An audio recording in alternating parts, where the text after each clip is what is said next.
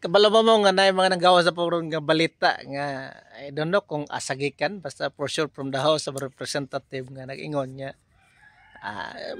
mga justices sa Supreme Court impeachable po ba, which is true. Andre sa Constitution ang mga pwede impeach President, Vice President, justices sa Supreme Court, mga commissioner sa mga constitutional commission like Civil Service, COA, and kalimot na po ko sa isa. And of course, the ombudsman.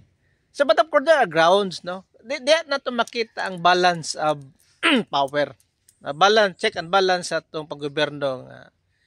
Siyempre, ang mga associate, mga justices sa Supreme Court, dili magano sila elected, they are appointed by the President. So, kung tanaw sa House nga, nag-abuso sila sa power, then they can file, somebody can file impeachment, pwede sila ma-impeach. Same sa President. Kaya na may term ang President.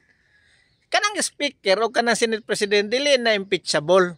Nga no, anytime pwede man sila kambyuhan for as long as na numbers. No?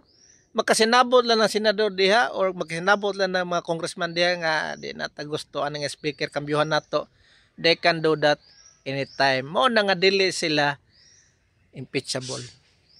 Now you know.